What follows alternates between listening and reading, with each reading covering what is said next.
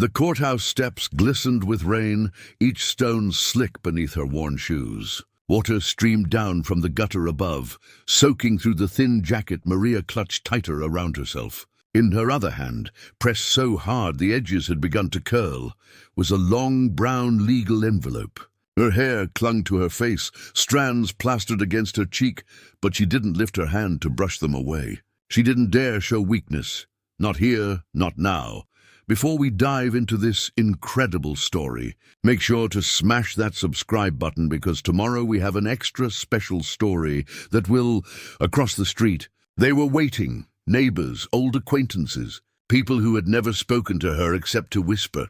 Their umbrellas were clustered like black mushrooms against the downpour, and still she heard them clearly, snickers, hushed voices, words not meant for her ears, but loud enough to cut. "Imagine thinking you won something," a woman's voice hissed. "She inherited a shack." "That's it. A pile of rot in the woods," another laughed. "Probably smells worse than the dumpster behind the diner she works at." Maria swallowed hard. She had heard it all before, the laughter at her patched shoes, the sideways looks at her daughter's thrift store dresses. She told herself she was used to it, that her skin was thicker now.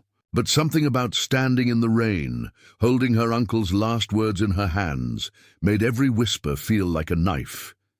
She pulled the envelope closer to her chest, as if shielding it from their eyes. The courthouse doors shut behind her with a heavy thud.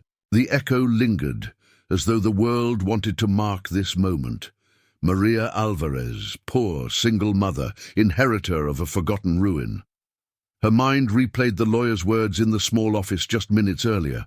The will was short, scrawled on typewriter paper yellowed with age. "To my niece, Maria Alvarez, I leave parcel 47 at Whispering Pines, sole heir without condition."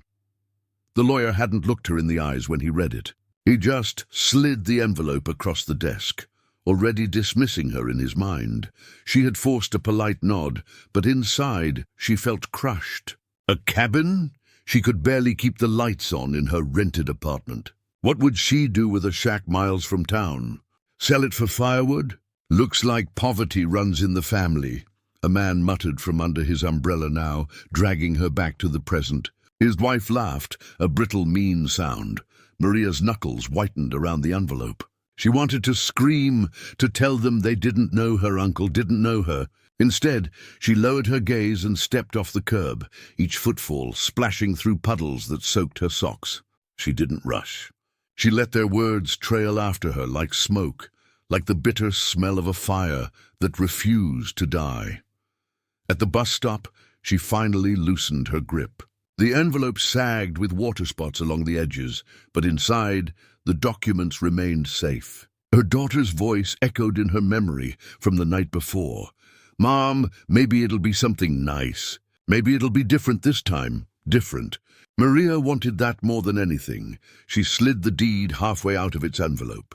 The paper was black and white, stamped with the county seal, the ink faded but legible. "Parcel 47, Whispering Pines." She read it twice. Something about the numbering tugged at her. She knew Whispering Pines, a forgotten stretch of land where old loggers once lived. But not 47? The county's lots there only ran into the 30s. She frowned, tracing the faint ink with her thumb. Someone had preserved this deed with care. The edges were crisp, the fold deliberate, as though meant to survive decades. Lightning flashed above, and for a moment the world bleached into stark silver. The deed trembled in her hands. Why would anyone preserve such a worthless place so carefully? A horn blared, pulling her back. The bus screeched to a stop, doors hissing open. She tucked the envelope under her arm and stepped inside. The laughter from the courthouse still rang in her ears, but as she sank into the seat, she kept her eyes fixed on the stamped words. "Parcel 47." The rain blurred the window, but she barely noticed. Her heart beat heavier than the storm outside. For the first time in years, she felt something stir inside her chest. Not just humiliation, not just despair. It was curiosity, and with it, the faintest spark of unease. The diner smelled of burnt coffee and fried onions, the kind of scent that clung to clothes long after you left. Maria balanced 3 plates on one arm and a pot of coffee in the other, her smile thin but practiced. The fluorescent lights hummed overhead, and the bell at the door never stopped jingling. "Table 6 is complaining again," called out her manager. A man with a gut straining against his button-down shirt.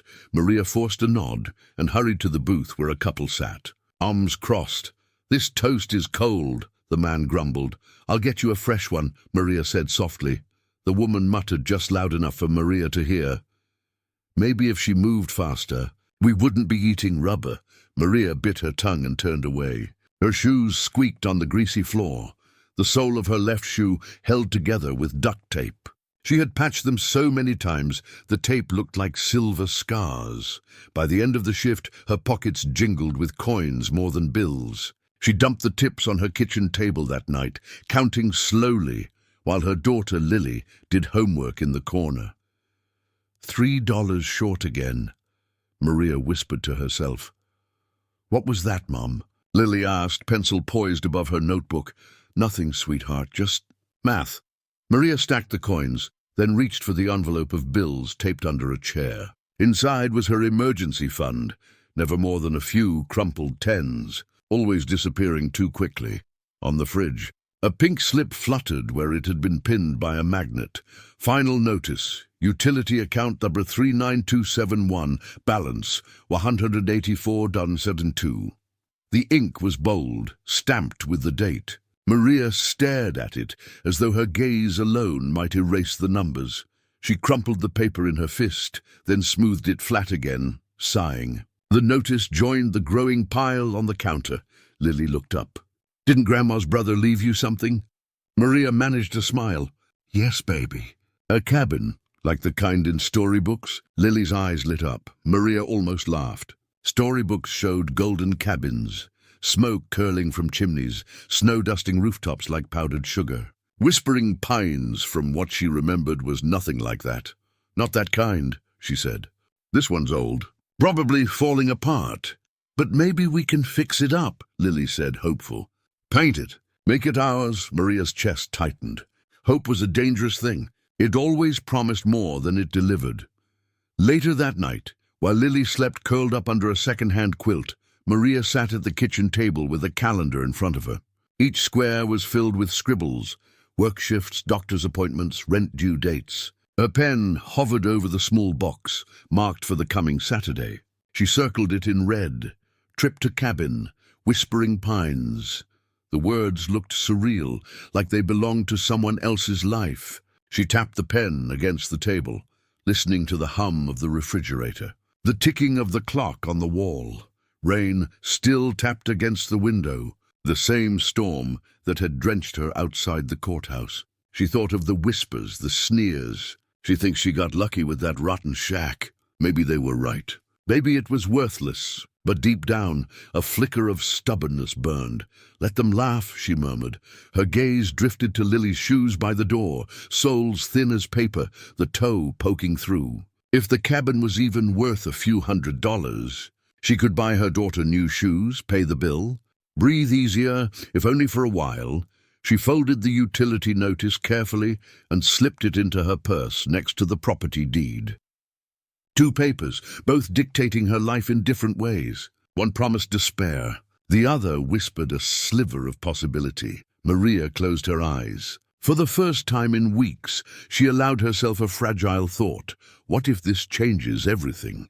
The red circle on the calendar gleamed under the dim kitchen light. A quiet promise, waiting in the shadows. The lawyer's office smelled of stale paper and furniture polish, as if time itself had gone stale in the corners. The blinds were half closed, letting in slanted strips of grey afternoon light that made the dust hang like suspended ash. Maria sat stiffly in the leather chair, the squeak beneath her weight loud in the silence. Across from her, Mr. Hensley adjusted his spectacles and flipped through a leather-bound binder. Its cover was cracked, edges frayed, but the pages inside were preserved with meticulous care. He cleared his throat, voice flat, as though he had read the same words too many times. "According to the last testament of your uncle, Jeremiah Collins," he said, "you are the sole heir." The bequest is limited to one property, parcel number 47, Whispering Pines. Maria nodded slowly, her palms damp against her lap. Hensley glanced over the top of his glasses. No one else contested. Frankly, no one wanted that place. His shrug was mechanical, dismissive. Yet Maria caught the faint twitch at the corner of his mouth, the smallest suggestion of disdain. She remembered the funeral, her uncle's casket lowered into the earth, the way her distant cousins had avoided her gaze, their conversations hushed but pointed. They hadn't offered condolences. They hadn't offered anything. Just silence and then absence. Why me? She asked softly. Hensley snapped the binder shut. It's written clearly here. You're the only heir he named. Family ties, I suppose? Maria stared at the embossed lettering on the binder. Last will and testament of Jeremiah Collins. Her uncle had been quiet, even reclusive, but she never imagined he would think of her in the end. The lawyer slid a stack of papers toward her. Standard transfer documents. Deed acknowledgement, tax records, title change. Sign here and here. The pen felt heavy in her hand. She hesitated only once, when her eyes fell on the official stamp pressed deep into the page. The date read June 14th, 1995, nearly 30 years old. Her uncle had signed this will decades before his death, and yet never changed it, her signature scratched across the paper. With every stroke, unease tightened in her chest. When she set the pen down, Hensley reached into his desk drawer. The metallic clink echoed as he placed a heavy ring of keys on the table between them. The brass was tarnished, some nearly black with age. One for the front door, one for the cellar, one for the shed, he explained absently. And this one. He held it up between his fingers. It was smaller, silver rather than brass, and engraved with 3 digits, 047. Maria's breath caught. 47, Hensley said, almost to himself. The parcel number. He let the key drop, the sound sharp against the desk. Strange, isn't it? Usually they don't mark keys like that. The digits shimmered faintly in the dusty light, almost etched deeper than metal should allow. Maria reached out, her fingers brushing the cool weight of the ring. "Thank you," she murmured, voice barely steady. The lawyer leaned back, already done with her. "Don't thank me, Ms. Alvarez. Thank your uncle, or curse him. Either way, the place is yours now." Maria closed her fist around the keys, the engraved numbers pressing into her skin. She didn't know why, but the moment she touched them, a faint shiver crept up her spine, as though the cabin itself was calling her name. The road to Whispering Pines wound like a forgotten ribbon through the forest. Pines leaned close on either side, their branches whispering against the car roof as Maria drove. The cracked asphalt gave way to gravel, then to dirt, until the only sound was the crunch beneath worn tires and the hum of the engine struggling uphill. In the back seat, Lily pressed her nose against the glass. "It looks like something out of a movie," she whispered. Maria kept her hands tight on the wheel. "A scary movie, maybe." The trees parted suddenly, and there it was, the cabin. It loomed at the edge of a clearing, its roof sagging, shingles missing like teeth from a broken smile. The windows were shuttered, though one hung askew, banging softly in the wind. Despite its decay, there was something unsettlingly intact about it, as though time had slowed around the structure, refusing to let it collapse completely. Maria cut the engine. The forest silence pressed in, broken only by the ticking of the car cooling down. She and Lily stepped out, crunching over weeds that had forced their way through old stone steps. The keyring weighed heavy in Maria's pocket. She pulled out the tarnished brass key, the one Hensley said fit the front door. Her hand trembled slightly as she slid it into the lock. The mechanism resisted, groaned, then finally yielded with a sharp click. The door swung open, releasing a rush of stale air. Dust particles danced in the sunlight, and the smell of mildew clung to the walls. Lily wrinkled her nose. "It smells like old socks, or worse," Maria muttered.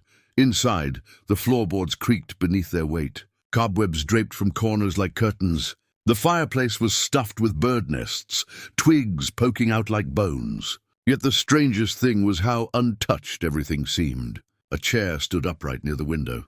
A rug lay perfectly centered on the floor, only dulled by time. It was as if someone had left suddenly and never returned. Maria's foot struck something near the entryway. She looked down to find a shattered picture frame. Kneeling, she lifted it carefully. Beneath the cracked glass was a faded photograph. Her uncle, young, vigorous, a faint smile on his face, stood beside a freshly dug mound of earth. In his hands, a shovel gleamed as though it had just caught the sun. Maria's chest tightened. Why would he keep a photo like this? And why here, where it could be found so easily? She brushed dust from the corner of the frame. A handwritten note scrawled on the back caught her eye. Whispering Pines, 1979. She set the picture aside, her pulse quickening. Mom? Lily's voice echoed through the small house. Maria straightened quickly. What is it? Look at this closet. Lily stood at the end of the narrow hallway, fingers curled around a wooden door handle. Maria joined her, peering into the gloom. The door opened stiffly, hinges squealing. Inside were coats eaten through by moths, their sleeves drooping like lifeless arms. Lily stepped in and tapped the back wall. Thud. Maria frowned. Do that again. Lily rapped her knuckles against the wood. This time, the hollow sound was unmistakable. Not solid, not like the rest of the walls. Maria's throat went dry. She reached out, pressing her palm against the boards. They felt different, thin, almost brittle, like something built to hide, not to hold. Mother and daughter exchanged a glance. The air between them crackled with curiosity and unease. For the first time since stepping inside, Maria felt it. The cabin wasn't empty. It was keeping secrets. The kitchen was the heart of the cabin, or what had once been. The linoleum floor curled at the edges, yellowed with age. A rusted kettle sat on the stove, its spout clogged with dust, as though it hadn't whistled in decades. Maria opened a cupboard and coughed at the stale air that rushed out. Inside, jars of sugar and flour had hardened into stone. On the counter lay something stranger, a small leather-bound ledger. Its cover was cracked, but the pages inside were dry, almost too well preserved for such a damp place. Maria flipped it open. Columns of numbers ran down each page, meticulous entries written in her uncle's sharp, slanted handwriting. Every line ended the same way, with a set of 3 digits, 47. She whispered it under her breath. 47. Lily leaned against her, peering over her shoulder. Isn't that the same as the number on the key? Maria nodded slowly, her pulse quickening. The repetition was no coincidence. She turned more pages. The entries spanned decades, dates from the 1970s all the way into the early 2000s. Each line seemed like a transaction, though the details were cryptic. Deposit, transfer, shipment. The amounts varied wildly, sometimes thousands, sometimes millions. What was Uncle Jeremiah doing? She muttered. Lily's eyes widened. Was he rich? Maria shook her head. If he was, no one ever knew it. Another object caught her attention, tucked between the pages like a forgotten bookmark. A brittle sheet of newsprint. She unfolded it carefully, the edges crumbling. The headline jumped out in bold letters. Diamond heist in Antwerp, 1978. Millions vanish without a trace. Maria's breath caught. The article described the theft of uncut diamonds from a vault in Belgium, valued at over $80 million. Authorities never recovered the gems. Several suspects were arrested, but one accomplice remained unidentified. Her uncle had kept this clipping, preserved for decades. "Mom," Lily whispered, "do you think he was part of it?" Maria pressed a hand to her mouth. The thought was absurd. Jeremiah Collins, her quiet, reclusive uncle, tied to one of the greatest jewel heists in history. It sounded like something out of a movie. Yet the ledger in her hands, the numbers ending with 047, the clipping hidden inside, it was too much to ignore. A shiver crawled down her spine. She flipped to the back of the ledger. The last entry stood alone on a page. The ink was darker, as though written with unusual force. Final deposit behind the wall. Maria froze. Behind the wall. Her mind leapt to the hollow sound in the closet. The boards that had felt too thin, too deliberate. Lily tugged her sleeve. "Mom, what does it mean?" Maria's voice was barely a whisper. "It means your uncle left something here, something he didn't want anyone to find." The silence in the kitchen deepened, as if the cabin itself was listening. The ledger lay open on the table, the words searing into her mind. "Final deposit behind the wall." Maria closed the book, her hands trembling. Every instinct screamed at her to leave, to take Lily and never return. But another voice, quieter, sharper, urged her forward. If her uncle had hidden something here, it was meant to be discovered, and she couldn't shake the feeling that whatever waited behind that wall was bigger than she dared to imagine. The storm rolled in without warning, black clouds swallowing the horizon as Maria sat at the kitchen table, staring at the ledger. Rain battered the tin roof, the sound so heavy it felt like the sky itself was collapsing. Lightning flashed through the window, white veins across a bruised sky, and the thunder that followed rattled the fragile panes. Lily slept curled on the couch, wrapped in her jacket like a cocoon. Maria's eyes kept returning to the final line in the ledger, "Final deposit behind the wall." Her chest rose and fell with shallow breaths. She didn't want to believe it, didn't want to risk it, but curiosity gnawed at her louder than the storm. She rose slowly, the floor creaking beneath her. The flashlight beam trembled in her hand as she crept down the hallway toward the closet. The hollow boards loomed like a dare. "Behind the wall," she whispered, her voice nearly lost to the thunder. Maria pressed her fingers against the wood. The boards felt loose, the edges frayed.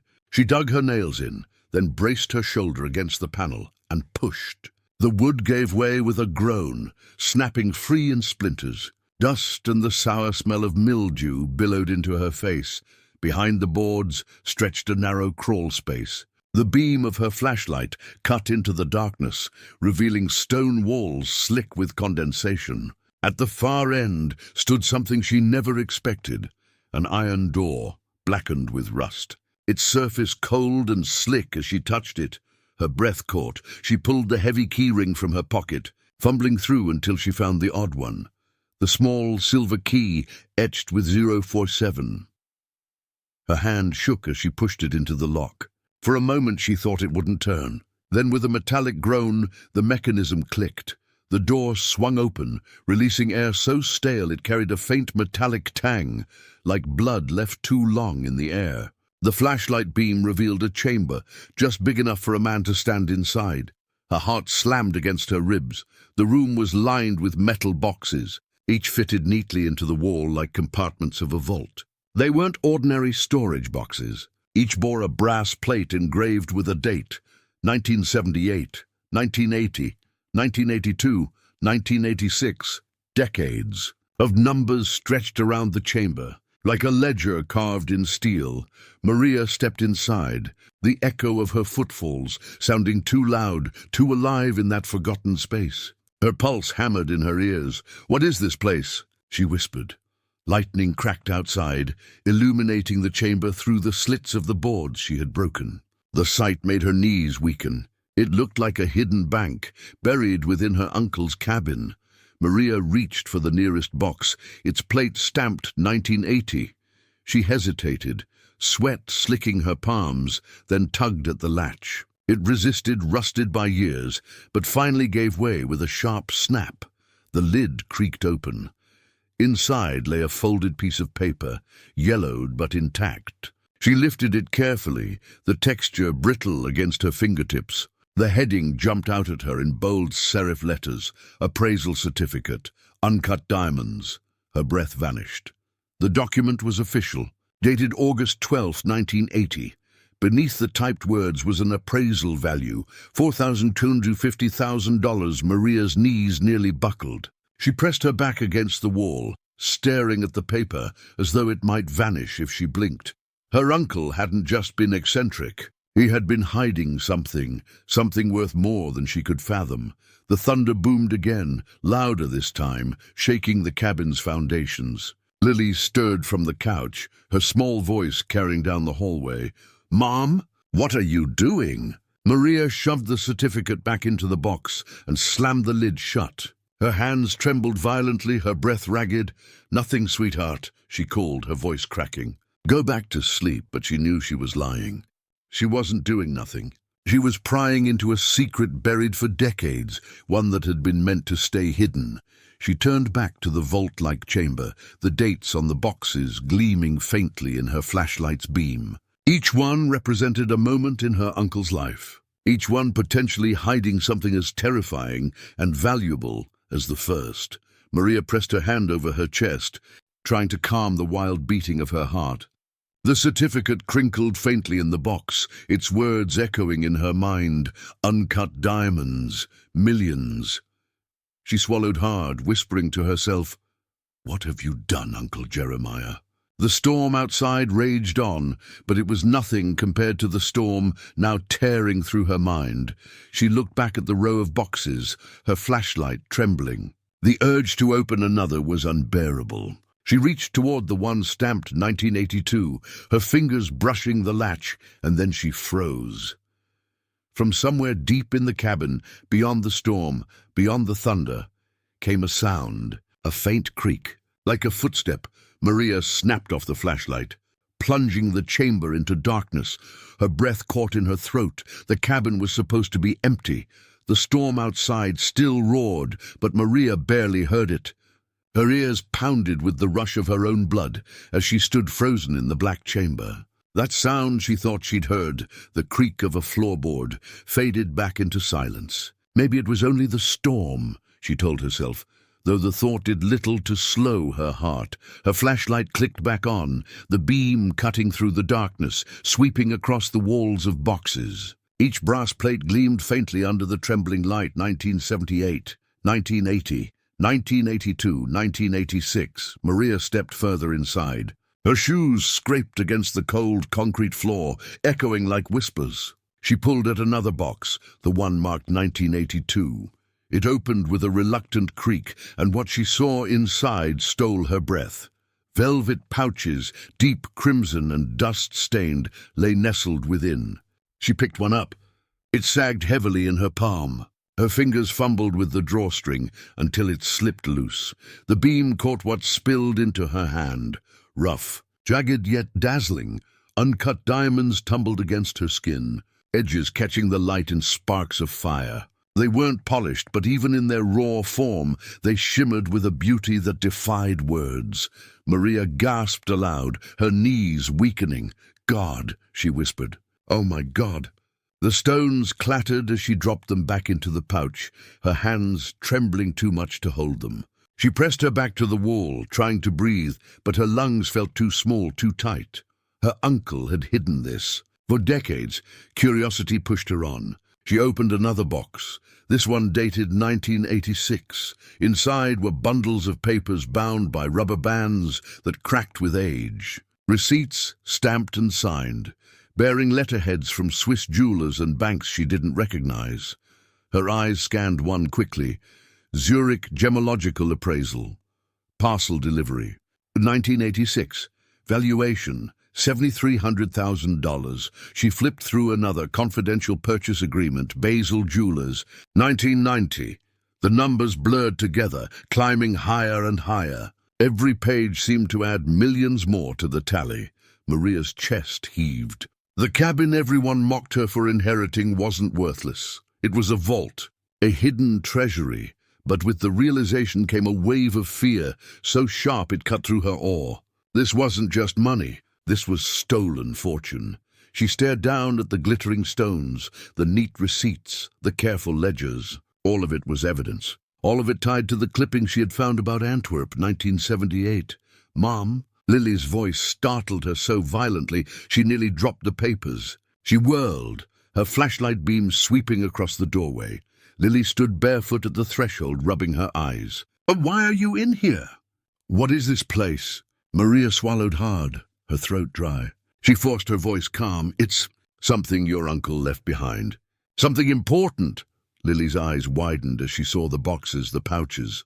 "Are those jewels?" Maria hesitated, then nodded. "Diamonds. Real ones." Lily's small hand covered her mouth, muffling her gasp. "Are we rich?" The question hit Maria like a stone. She didn't answer right away.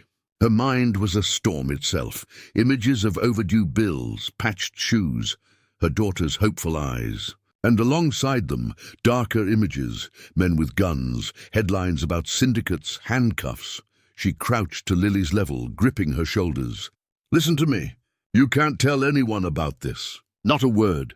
Do you understand?" Lily nodded quickly, her face pale in the dim light. "I promise." Maria forced a shaky smile, though fear gnawed at her insides. She turned back to the boxes, desperate to know more, to find something that explained why her uncle had done this. She opened another compartment, this one marked 1992. The lid stuck, then gave way.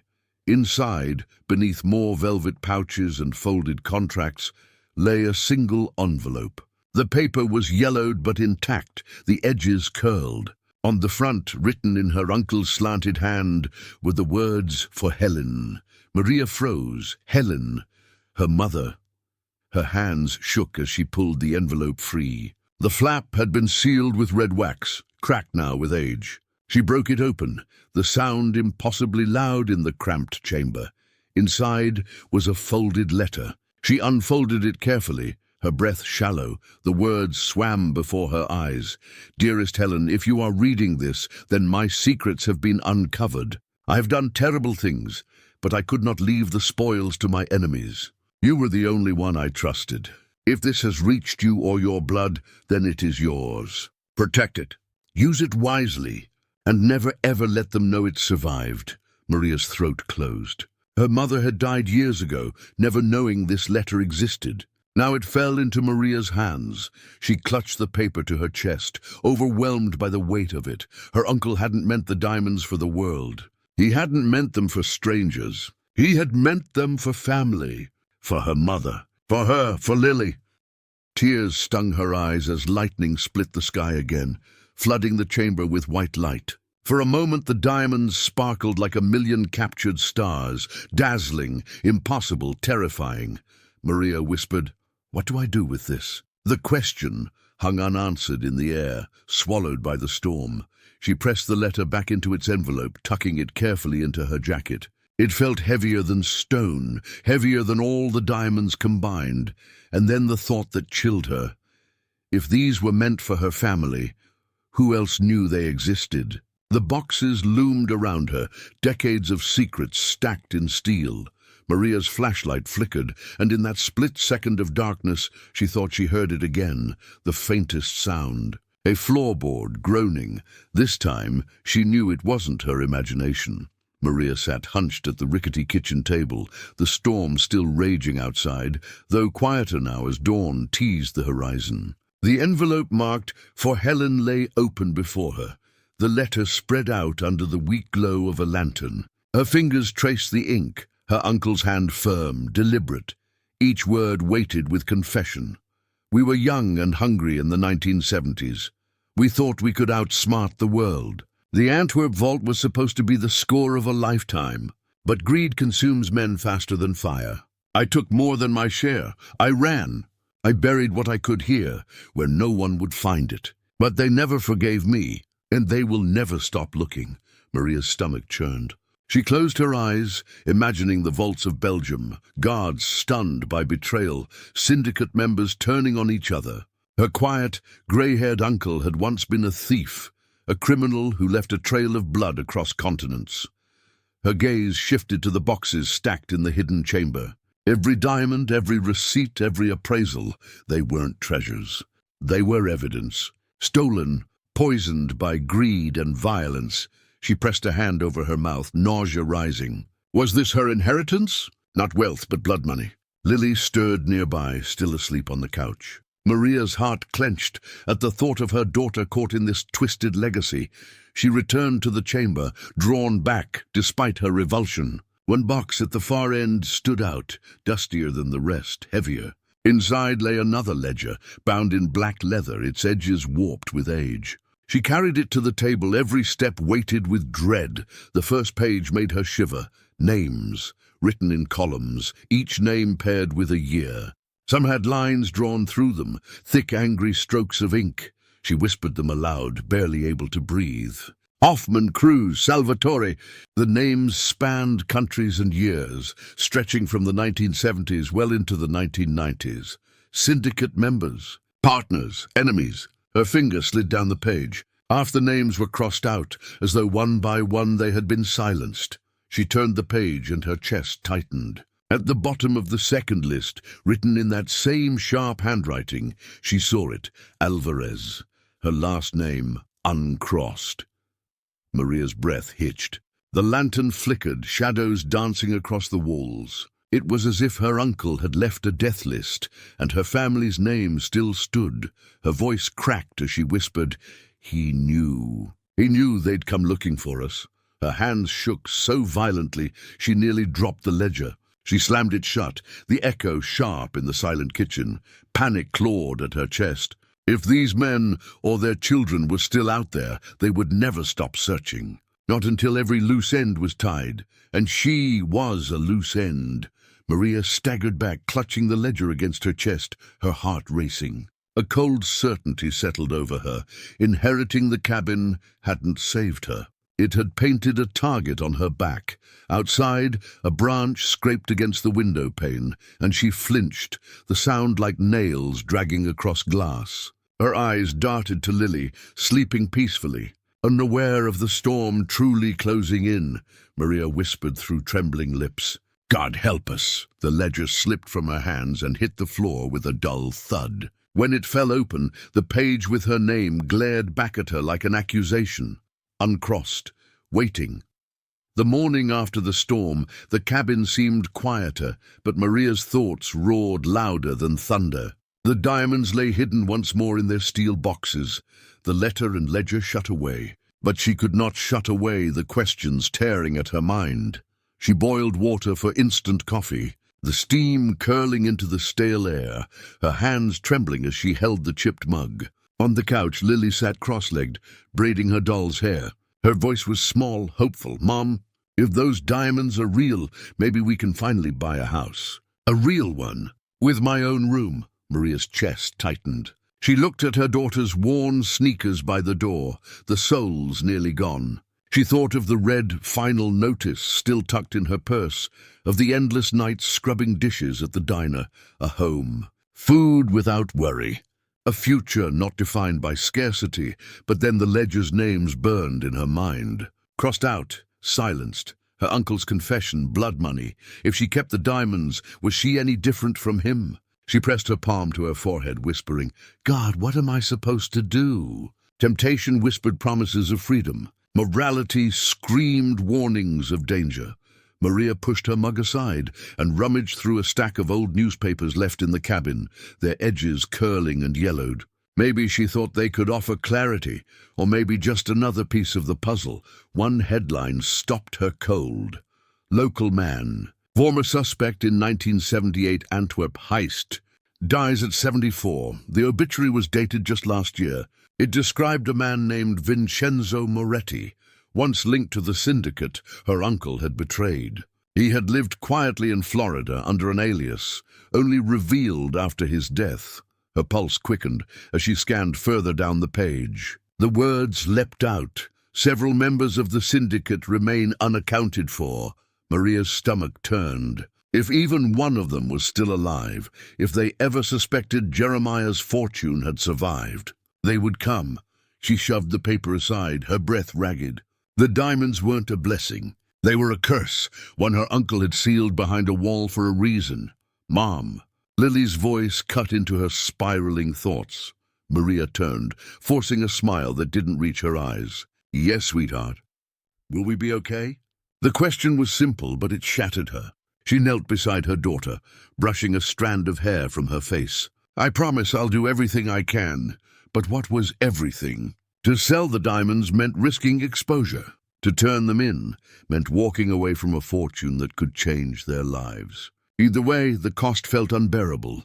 She stood abruptly, pacing the worn rug. She could almost hear the whispers of her mocking neighbors, laughing again at the worthless shack. They'd never know the truth, but if she made the wrong choice, neither would she. She pressed her forehead against the cold window pane, staring out at the tree line. The forest was still, damp from the storm. For a moment, she let herself believe they were safe. Then she saw it, a black SUV, parked just beyond the clearing, its windows dark, its engine silent.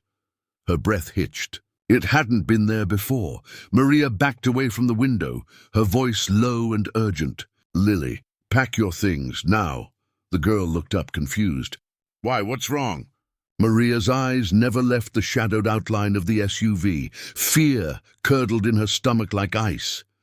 "They found us." The black SUV hadn't moved for hours. Maria watched it from the cabin window, her breath fogging the glass. The forest swallowed most of its shape, but she could see the faint gleam of chrome when the light shifted. Its stillness was worse than motion, like a predator waiting for the right moment to strike. By evening, her nerves were frayed raw. Lily had fallen asleep again, her small hand clutching the arm of the couch, but Maria couldn't sit still. Every creak of the floorboards made her flinch. Every gust of wind felt like a signal. Then came the knock. 3 heavy raps against the door. Maria froze, her heart pounding so violently she thought it might wake her daughter. She reached for the keyring in her pocket out of instinct. Gripping the small silver key like a weapon, the knock came again, slower this time. Deliberate. She swallowed hard and opened the door. A man stood on the porch, rain dripping from the brim of his dark coat. His face was lean, his smile sharp but humorless. Behind him, the SUV loomed like a shadow. "Ms. Alvarez," he said, his voice smooth, practiced. "I've been waiting." Maria's throat tightened. "Who are you?" He slipped a hand into his coat and pulled out a slim leather wallet, flicking it open. The badge inside was plain, unmarked, generic enough to mean nothing. "Collection agency," he said casually. "We've been tracing some outstanding debts, old accounts that go back a long way." "Antwerp, 1978, ring any bells?" Maria's breath hitched. The name hit her like ice water. "No," she whispered. "I don't know what you're talking about." His smile deepened, though it never reached his eyes. "Oh, I think you do. Or at least, your uncle did." He stepped closer, his presence filling the small porch. The faint scent of cologne, mixed with wet wool, clung to him. He stole from his partners, millions in diamonds. And now those stones. Well, they don't belong to you. Maria's chest constricted. She wanted to slam the door, to scream, but Lily's soft breathing behind her kept her frozen. Every instinct told her that any sudden move might bring danger crashing down on them. "I don't have anything," Maria said, her voice firmer now. The man tilted his head, studying her like a chess piece. "Funny, people rarely come to Whispering Pines unless they're looking for something. And you've been here long enough to find things." She shook her head. "You're mistaken, am I?" He slipped something from his pocket and set it gently on the doorframe. A business card, plain white, with no name or number. Only a handwritten scrawl across the front. "Tomorrow, 10 p.m. His voice dropped low, menacing. "Bring them, or we'll come collect." Maria's pulse hammered. Her hand tightened on the keyring in her pocket, the cold metal pressing into her palm. The man straightened, pulling his coat tighter against the rain. "You're smart, Ms. Alvarez. Be smarter than your uncle. Don't make us take what's already ours." He stepped off the porch, his shoes sinking into the mud with heavy crunches. The SUV's engine roared to life, headlights cutting through the dark. Maria shut the door quickly, locking it with trembling hands. She leaned against the wood, her breath ragged. Lily stirred, rubbing her eyes. "Mom, who was that?" Maria forced her voice steady. "No one, just no one." But her hand shook as she picked up the business card. The ink smeared slightly by rain. "Tomorrow, 10 p.m. The letters blurred in her vision. Heavy as a death sentence, Maria barely slept that night. The business card sat on the table, its scrawled threat. Tomorrow, 10 p.m. burned into her thoughts. She knew she couldn't face this alone. Running was pointless. They would find her no matter where she hid. By morning, she made a choice. She drove into town with Lily at her side, the old pickup rattling down the cracked road. She told her daughter they were going to the library, but her destination was the small brick building with the brass plaque that read Federal Bureau of Investigation, Field Office. Inside, the air smelled of coffee and disinfectant, A young receptionist raised an eyebrow as Maria approached, clutching the battered satchel she had packed at dawn. I need to speak to someone about a crime, Maria said, her voice shaking. One that started decades ago. Minutes later, she sat across from a plainclothes agent in a quiet office. His nameplate read Agent Collins. He had sharp eyes and a voice calm enough to steady her trembling hands. Maria set the satchel on the desk and opened it. Out came the black leather ledger, the faded letter addressed to Helen, and the diamond appraisal certificates. Each item thudded onto the desk like evidence in a courtroom. Agent Collins leaned forward, his brows knitting. "Where did you get these?" "They were hidden in my uncle's cabin," Maria said. "He was part of the Antwerp heist. He stole from his partners, and now they've come for me." Collins flipped through the ledger, his lips tightening. He tapped the list of names.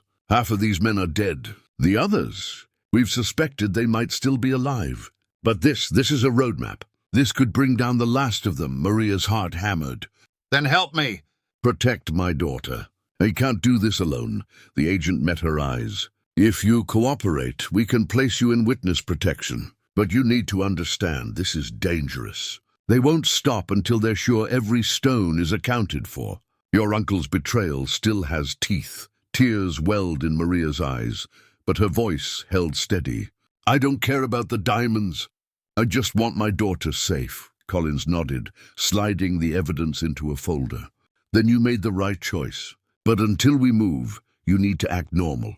Don't let them know you've spoken to us." Maria left the office with a strange mix of fear and relief. For the first time, she wasn't alone. But the danger hadn't lessened. It had only grown sharper. That night, back at the cabin, she sat on the edge of Lily's bed. Her daughter clutched her teddy bear, its fur matted from years of love. Maria smoothed back her hair, staring into her trusting eyes. "Mom, are we going to be okay?" Lily whispered. Maria swallowed hard. "Yes, baby. We're going to be okay." But even as she said it, she thought of the man's threat, of the SUV waiting in the dark. She rose quietly after Lily drifted to sleep. From the hidden chamber, she retrieved one stone, the largest uncut diamond she had seen, its surface rough yet burning with captured fire. She held it in her palm, marveling at how something so small could hold both salvation and destruction. With trembling fingers, she unstitched a seam in Lily's teddy bear and slid the diamond deep inside, then sewed it shut again. If everything else was taken, if the operation failed, at least this one piece would remain. Insurance, a final hope. She kissed her daughter's forehead, whispering to herself, no matter what, she'll have something. The storm outside had passed. But Maria knew the real one was still coming, tomorrow at 10 p.m. The next night the air was sharp with tension. Maria sat in the driver's seat of the pickup, hands gripping the wheel so tightly her knuckles whitened. The dashboard clock glowed. 9:58 p.m. Beside her, Lily slept with her teddy bear cradled in her arms. Maria brushed a kiss across her daughter's forehead before gently waking her. "Stay down, sweetheart. No matter what happens, stay down." The meeting point was an abandoned mill on the outskirts of town. Its rusted silhouette cut jagged lines against the night sky. Floodlights flickered weakly, casting eerie shadows across cracked concrete. Maria parked, her pulse roaring in her ears. She clutched the satchel, its weight false, stuffed with decoy stones provided by the agents. The real evidence lay secured with the bureau. As she stepped out, her breath clouded in the cold air. The man in the dark coat emerged from the shadows, his sharp smile exactly as she remembered. "You came," he said, voice silky, dangerous. "Wise choice." Maria swallowed hard. "I don't want any trouble. Take them and leave us alone." She extended the satchel with shaking hands. His eyes glinted as he reached for it, but before his fingers touched the leather, a voice cut through the night. "Federal agents! Hands in the air!" The silence shattered. Floodlights blazed to life, blinding. Figures in dark jackets swarmed from every angle, weapons raised, voices booming commands. The man spun, fury twisting his face, but the agents closed in too fast. His hand darted toward his coat pocket. A shot rang out. Not from him, but from an agent's warning round echoing through the mill. The man froze, then slowly raised his hands, the sharpness of his smile gone, replaced by venom. "Jeremiah's little niece," he hissed, glaring at Maria. "You don't know what you've started." But the cuffs clicked around his wrists, silencing him. Maria's chest heaved, her legs threatening to give way. She clutched the satchel to her chest, even as agents pried it from her hands. One of them, Agent Collins, appeared at her side, his voice low but steady. "It's over. He won't touch you or your daughter again." Maria's knees buckled, relief washing through her in violent waves. She pressed a hand over her mouth, tears burning hot trails down her cheeks. For the first time in years, she wasn't trembling from fear, but from release. Days later, she sat in a sterile office under the hum of fluorescent lights. The evidence had been catalogued, the diamonds seized by the government. What her uncle had stolen was finally out of the shadows. Collins slid a folder across the table toward her. Inside was a stamped document, official, heavy with ink. Her name, Maria Alvarez, was typed cleanly across the top. "This certifies your cooperation," Collins said. "And as agreed, you'll receive the legal finder's fee. It won't be 85 million, but it'll be more than enough to start fresh." Maria's fingers brushed the seal, pressed into the paper, the government crest embossed deep into its fibers. For once, her name wasn't on a bill or a notice or a debt. It was on something that meant freedom. Her throat tightened as she whispered, "Thank you." Outside the office, the world seemed brighter. The winter air was crisp, clean. She held Lily's hand tightly as they walked toward their car. "Are we really safe now, Mom?" Lily asked. Maria looked down at her daughter, her heart swelling. For the first time, she allowed herself to answer honestly, "Yes, baby, we're safe." The weight of years lifted from her shoulders, replaced by something she hadn't dared to feel in a long time. Hope. Spring sunlight spilled across the front porch of a modest but beautiful home, its white siding gleaming fresh against the emerald grass. The yard was small, but for Maria and Lily, it felt like a kingdom. A row of wildflowers bloomed by the walkway, planted by neighbors who now greeted them with smiles instead of sneers. Maria leaned on the railing, sipping coffee from a new ceramic mug. For once, the warmth she felt had nothing to do with caffeine and everything to do with peace. She breathed in the scent of fresh paint and cut grass, so different from mildew and dust. Inside, laughter echoed, Lily's laughter. Maria followed the sound into her daughter's bedroom, the one Lily had chosen herself. The walls were painted pale yellow, sunlight streaming through white curtains. Dolls lined the shelf, and in the center of the room, Lily twirled in circles, arms outstretched. "It's mine, Mom," she cried, her grin wide. "All mine." Maria smiled, her chest swelling. "Yes, sweetheart, your very own room." She thought of the nights Lily had slept on a couch, shoes patched with tape, dreams small enough to fit in a second-hand quilt. Those nights were gone. Word had traveled quickly. The same neighbors who once whispered about the poor waitress inheriting a shack now spoke in hushed awe. Some offered apologies, others offered favors, but Maria had learned not to lean on their opinions. She had built this new life herself, through fear, through fire, through survival. The cabin at Whispering Pines no longer stood. Federal crews had demolished it after the evidence was seized. Maria had watched from a distance as the walls collapsed, as dust swallowed the clearing where so many secrets had been buried, but she hadn't let it all go. On the mantel of her new living room sat a single stone, rough and grey, pulled from the cabin's foundation before the demolition. A fragment of ruin transformed into a monument of resilience. Visitors sometimes asked about it. Maria would simply smile. "Just a reminder," she'd say. And it was. A reminder that what others mocked could hide strength. That what seemed worthless could contain more than anyone imagined. As the sun dipped low, painting the sky in shades of pink and gold, Maria tidied the living room. She opened a drawer to tuck away some papers, and her hand brushed against something soft, Lily's old teddy bear. Its fur was matted, stitches still faintly visible where she had sewn months ago. Her breath caught.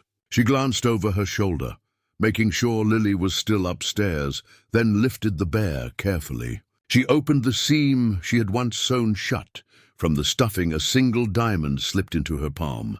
Uncut, raw but alive with fire that danced under the fading light. Maria stared at it for a long time, the gem cold against her skin.